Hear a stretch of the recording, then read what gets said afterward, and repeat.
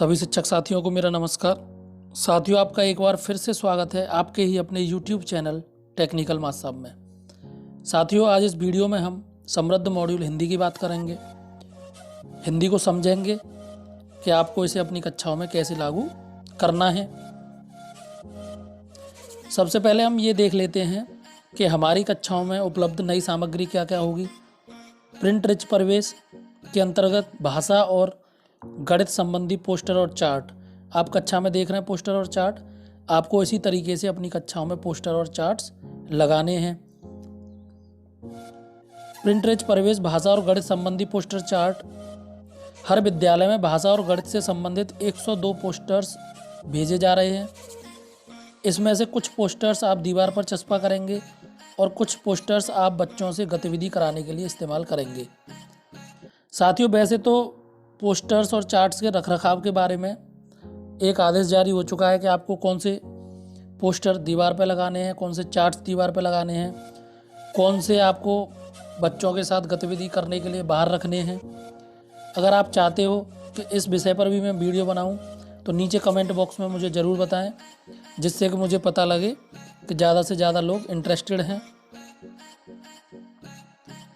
भाषा के लिए पोस्टर और चार्ट्स क्या क्या होने वाले हैं, यहाँ देखिए। होली, मेला, बरसात, बाजार, ये यहाँ पर पोस्टर्स या चार्ट्स दे रखे हैं। आपको इन पर बच्चों से चर्चा करनी है। इनका उपयोग आपको ऐसे करना है कि आपको बच्चों से चर्चा करनी है कि बच्चे इन चीज़ों के बारे में क्या जानते हैं। इससे क्या होगा कि बच्चों में भाषा का विकास होगा, बोलने का विकास होगा बच्चों में। दूसरी चीज़, आपको सहज पुस्तिकाएं मिलेंगी। सहज पुस्तिकाएं तो मिल चुकी होंगी, सहज 1, सहज 2 और सहज 3।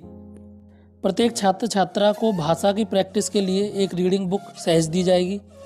सहज के अंदर कई प्रकार की कहानियाँ और कविताएं हैं। सहज की खास बात यह है कि दी गई कहानियों और कविताओं का स्तर धीरे धीरे बढ़ता जाता है। बच्चे सरल पाठ से शुरू करते हैं और साल के अंत तक कठिन पाठ तक पहुंच जाते हैं। तो सहज पुस्तिकाएं तो विद्यालयों में पहुंच चुकी होंगी। अब इसके बाद देखते हैं 100 दिन का कैंपेन जो प्रेरणा ज्ञान उत्सव है, उसके अंतर्गत हमको क्या करना है, कैसे करना है। सबसे पहले आप क्या करेंगे, छात्रों एवं अभिभावकों को प्रेरणा लक्ष्यों से परिचित करेंगे।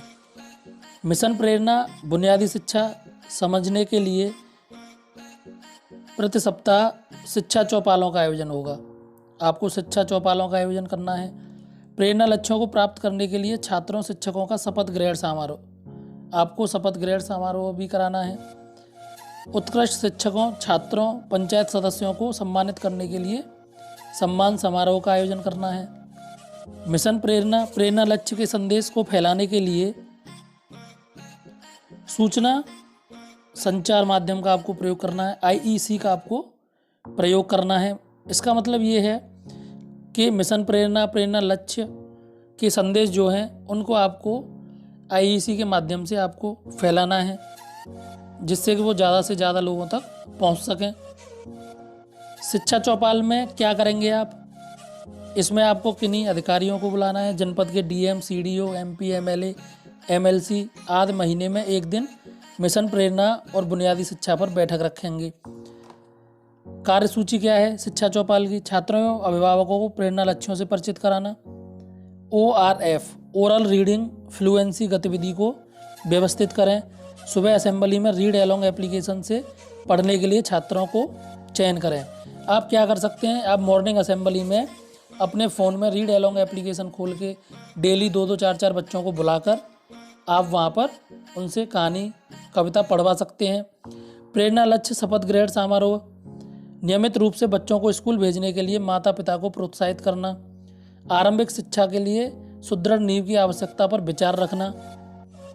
जो आपके विद्यालय में उत्कृष्ट शिक्षक हैं, जो अच्छा काम कर रहे हैं, अच्छे बच्चे हैं, अच्छी चीज़ों को सीख रहे हैं, अच्छे से सीख रहे हैं, पंचायत सदस्य को सम्मानित करने के लिए सम्मान समारोह का भी आयोजन आपको करना है।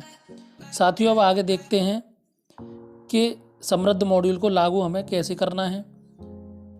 साथियों, इन पिक्चर से आप समझ रहे होंगे, कक्षा 1 को अलग बिठाना है, कक्षा 2-3 को एक साथ बिठाना है, कक्षा 4-5 को एक साथ बिठाना है। कक्षा 1 को, अब यहाँ पर बहुत से शिक्षक साथियों का ये प्रश्न आता है कि हमारे विद्यालय में अध्यापक ज़्यादा हैं, तो कक्षा 2 और 3 को एक साथ बिठा लिया तो फिर बाकी के अध्यापक क्या करेंगे। तो साथियों आप अलग अलग बिठा सकते हैं। वो समृद्ध मॉड्यूल कक्षा 2-3 के लिए एक तैयार किया गया है, कक्षा 4-5 के लिए एक तैयार किया गया है और कक्षा 1 के लिए एक तैयार किया गया है। तो इसी तरीके से रिमेडियल टीचिंग के दौरान हमको कक्षा विभाजन करना है। लेकिन अगर आपके यहाँ अध्यापक ज़्यादा हैं तो आप अलग अलग भी बिठा सकते हैं। ये देखिए यहाँ पर कक्षा 1 के लिए समृद्ध कार्यक्रम शिक्षक संदर्शिका कक्षा 1, कक्षा 2-3 के लिए अलग है और कक्षा 4-5 के लिए अलग है। तो साथियों ये मॉड्यूल विद्यालयों में आ चुके होंगे और अगर नहीं आए होंगे, आप इनको ऑनलाइन सॉफ्ट कॉपी में डाउनलोड करना चाहते हैं तो इसका मैं लिंक आपको डिस्क्रिप्शन बॉक्स में दे दूंगा, वहाँ से आप इनको डाउनलोड कर सकते हैं। कक्षा 1 के लिए जो मॉड्यूल है उसमें क्या क्या मिलेगा आपको।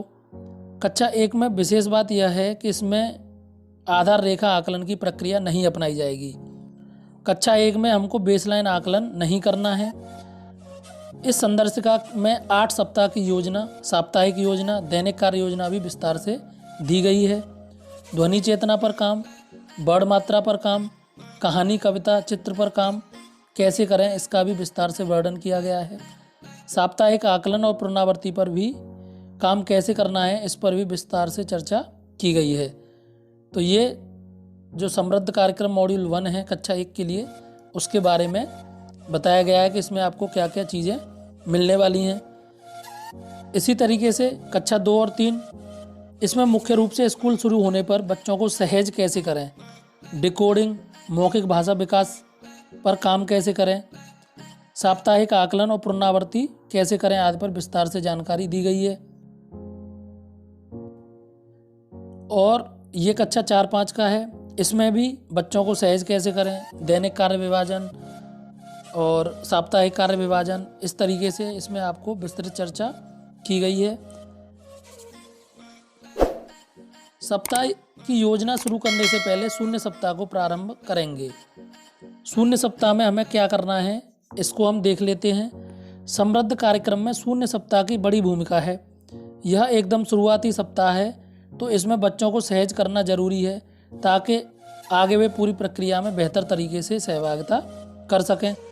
शून्य सप्ताह में मुख्य रूप से बच्चों को सहज करने की गतिविधि कराई जाएगी।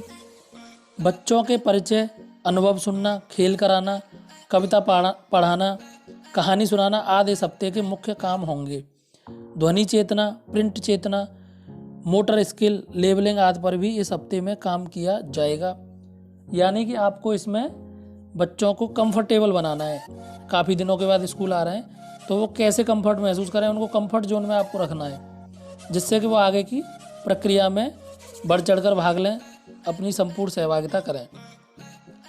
आगे हम बताएंगे कैसे आपको शून्य सप्ताह में गतिविधि करानी है, क्या करना है।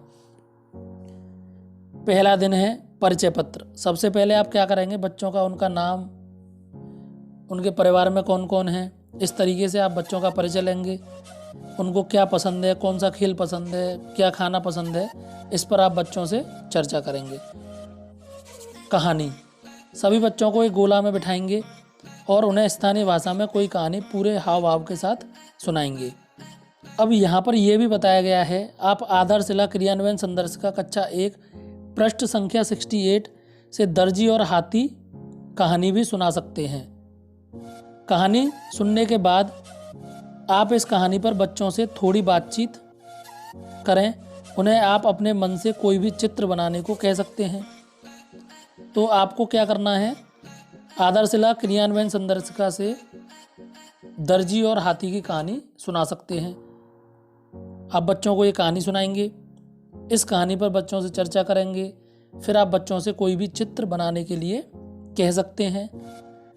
तो ये पहले दिन, शून्य सप्ताह के पहले दिन आपको बच्चों को परिचय सत्र होगा बच्चों के साथ, फिर आप बच्चों को कहानी सुनाएंगे। उसके बाद आपको करना है मौखिक खेल गतिविधि। आधारशिला क्रियान्वयन संदर्शिका कक्षा 1 पृष्ठ संख्या 69 से क्या क्या होता है गतिविधि कराएं। इस गतिविधि को आपको कम से कम 10 मिनट देने हैं। यहाँ पर आपको किसी भी सामग्री की ज़रूरत नहीं है। इस खेल में बच्चे विभिन्न चीज़ों की विशेषताएं, गुण आदि के बारे में सोचते हैं और उनसे जुड़े शब्द बताते हैं। गतिविधि बता देता हूँ मैं क्या है। सभी बच्चे गोल घेरे में खड़े हों तथा रेलगाड़ी की तरह गोल घेरे में चलें। शिक्षक घेरे के अंदर ताली बजाते हुए चक्कर लगाएं और बोलें, क्या क्या होता है लाल लाल। बच्चे शिक्षक के पीछे दोहराएं, क्या क्या होता लाल लाल। अब शिक्षक किसी भी एक बच्चे के सिर पर हाथ रखकर पूछें, बताओ क्या क्या होता लाल लाल। बच्चे किसी भी लाल चीज़ का नाम बताएं, जैसे टमाटर, और फिर टमाटर के बारे में कोई एक बात बताएं। इसी तरह फिर बच्चे रेलगाड़ी की तरह गोल घेरे में चलें और क्या क्या होता लाल लाल पूछते हुए खेल आगे बढ़ाएं। इसी प्रकार अलग अलग चीज़ों जैसे आकृति, लंबा, गोल, स्वाद अथवा रंग इत्यादि के साथ इस खेल को खेला जा सकता है। आप गतिविधि समझ गए होंगे। बहुत आसान गतिविधि है, क्या क्या होता लाल लाल। उसके बाद अध्यापक एक बच्चे से पूछ लेंगे कि तुम बताओ। वो बच्चा कोई भी बताएगा, कुछ भी चीज़ बताएगा लाल रंग की, तो उसके बारे में कोई एक बात बताओ। जैसे बच्चे ने बताया टमाटर, तो आप टमाटर के बारे में बच्चे से एक वाक्य पूछ लेंगे। इस तरीके से आप इस गतिविधि को भिन्न क्षेत्रों में करा सकते हैं।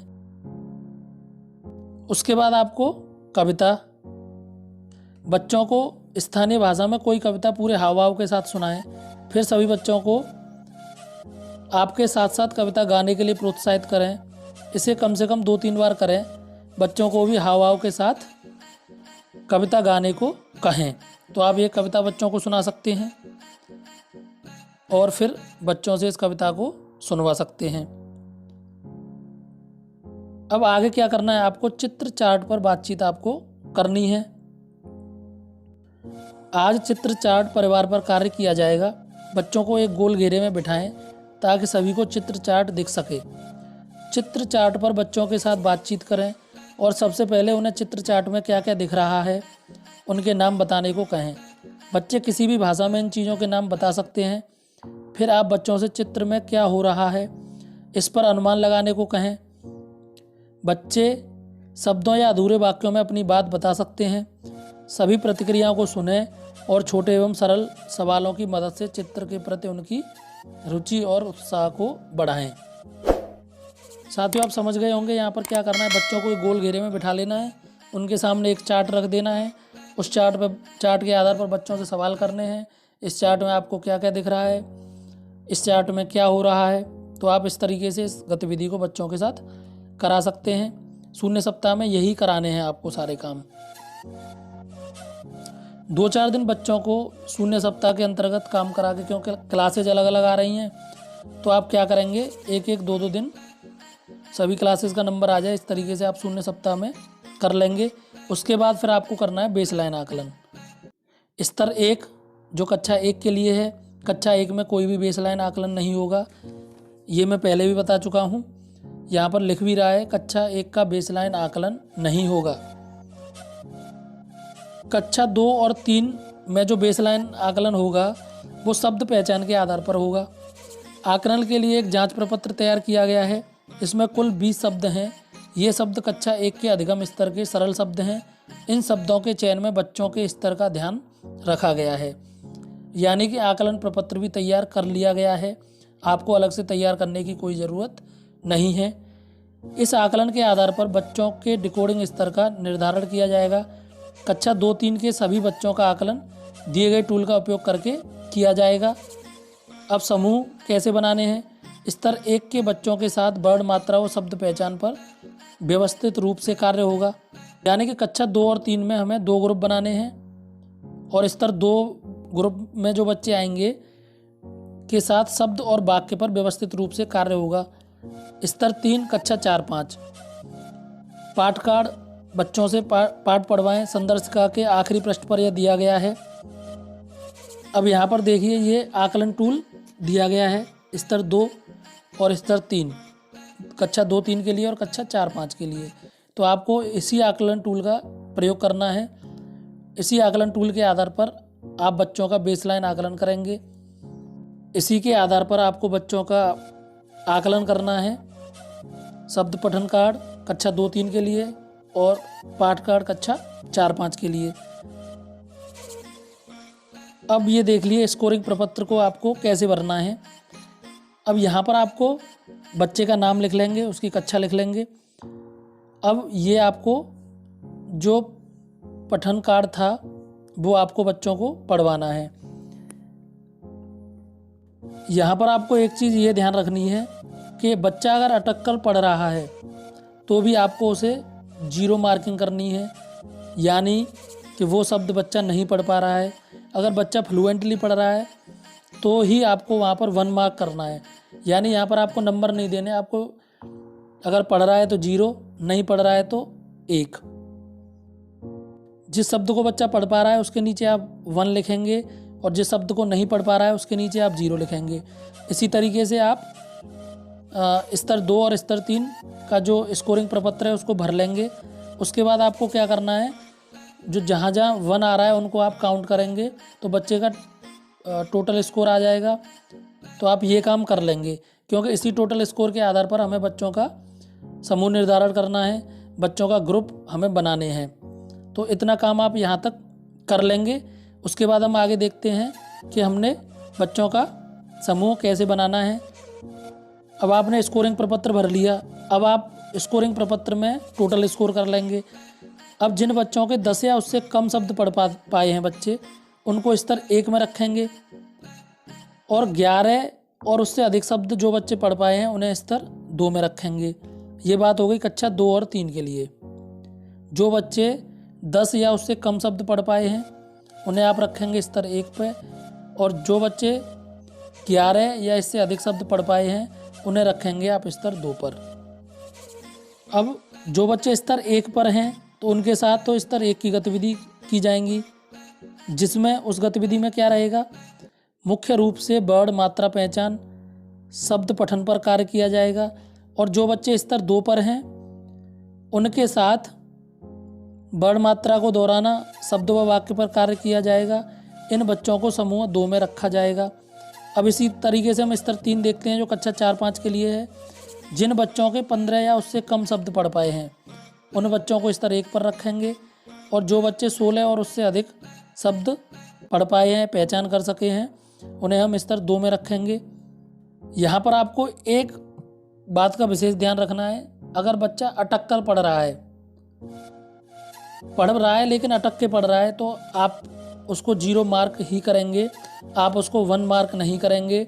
अगर बच्चा फ्लुएंटली पढ़ रहा है, बिना अटके पढ़ रहा है, तभी आप ये मानेंगे कि वो दक्षता उस बच्चे ने हासिल कर ली है, उस शब्द को वो पूरी तरह से पढ़ रहा है, तो वहाँ पर आप 1 मार्क करेंगे। ये चीज़ आप ध्यान रखें। साथियों, अपने अगले वीडियो में मैं बताऊंगा कैसे हमें दैनिक कार्य करना है, कैसे हमें सप्ताह की कार्य योजना बनानी है। तो साथियों, हमारे साथ ज़रूर जुड़े रहें।